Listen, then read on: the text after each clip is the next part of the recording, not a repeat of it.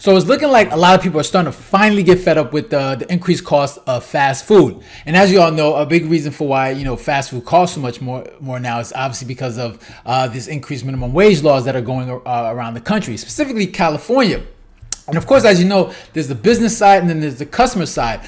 For businesses, the way they're going to react to this is one of few ways. They're either going to increase the cost of goods and services, as you see now, or they'll lay people off. And in some cases, they'll either go out of business. Now, from the customer side, they have one or two things, right? They could either buy the goods and services at the price, or they could just say, you know what, we're done, right? They could just say, you know what, we're not going to buy these things. It costs too much. I have other things that are more important than buying fast food. And you see a lot of people, a lot of customers that are doing that. Some restaurants in California are now serving up a little sticker shock along with the food. Prices at several fast food franchises have gone up, some dramatically, since the state approved an increase in minimum wage to $20 an hour.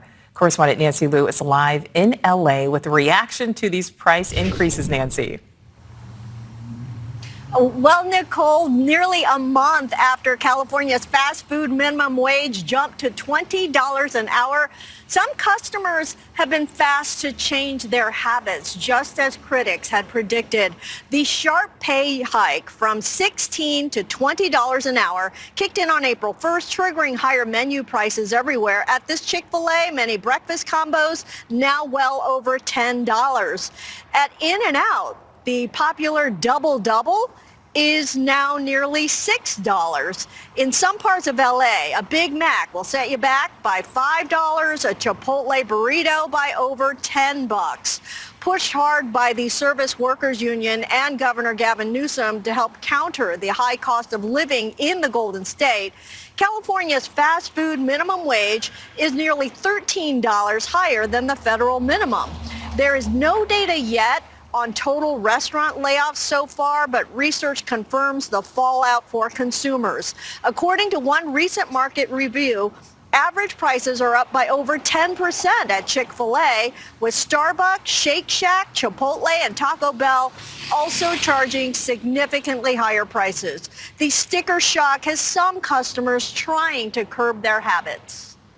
I'm from Texas, so everything here is already 5 times the price of what I would pay there. So I think because of that, I just kind of laugh everything off, and it's not that big of a deal. But definitely, yeah, of course, nobody wants to pay more money.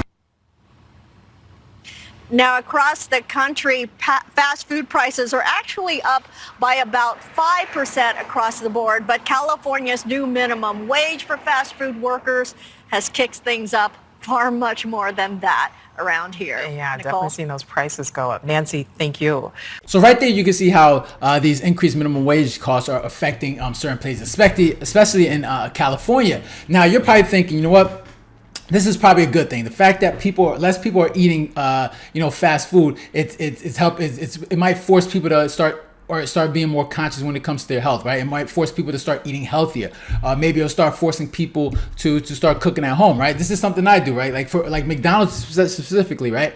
I haven't eaten McDonald's in a long. I can't remember the last time I ate McDonald's, right? I think what turned me off was I remember there was a whole thing going viral when they was talking about how they would leave when they were doing that experiments with the McDonald's foods with their fries and their burgers, where they would leave it out for days, weeks, and it would never go bad. I think after watching that, I was just like, yeah, I'm done. I think that started my process of just stop eating McDonald's. So I don't even remember the last time I eaten it. But hopefully this probably forces more people to be more conscious when it comes to the foods they eat, and maybe they'll start focusing, save some money and start focusing on eating at home or cooking their meals from home rather than going to these fast food places. But according to an article on the Wall Street Journal, it says that consumers are fed up with food costs and they're ditching big brands. So instead of eating, instead of going the healthier option by cooking, what people are probably doing is they're going to more cheaper brands. So instead of going to these more expensive brands, they're going to less expensive options and still eating unhealthy. I mean, who knows? But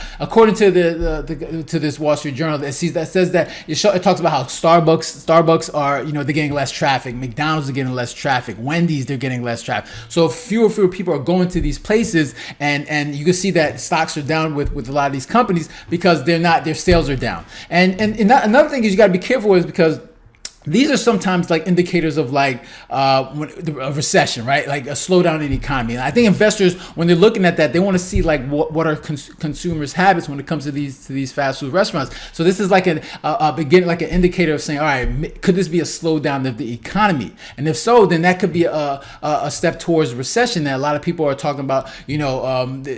Some people are still predicting that to be the case. So they look at that and say, all right, Starbucks sales are down. McDonald's sales are down. Wendy's sales are down. Could this be an indicator of a slowdown? And of course, if you look at the news, they'll tell you, the economy's doing well. Things are going good.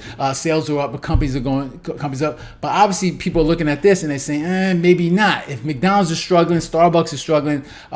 These are not the most expensive items. But if people are slowing down their spending on these places, then maybe this is an indicator when it comes to a recession. So these are some things that people have to look out for. And obviously, make better decisions. Now, another thing we have to look at is the Feds when it comes to interest rates, right? Obviously, there were a lot of talks about how many cuts were going to be this year. I mean, in the beginning, I think they were talking about 6 cuts. Now we're lucky to if we get even 2. And that's something that a lot of people are looking for, because when you're talking about the Feds when it comes to interest rate, if inflation keeps continuing to climb the way it's doing, like the way it's going up, it has creeped up a little bit, and it's going to make it less likely that the Feds cut interest rates, right? They might have to increase it. Now, a lot of people don't expect that to happen, but it may delay when the Feds cut interest rates, especially if inflation continues to creep up like it's doing. And you also see when it comes to hiring, I think there's a slowdown in hiring. So these are all like indicators when it comes to a potential recession, right? Everybody's expecting this like soft landing,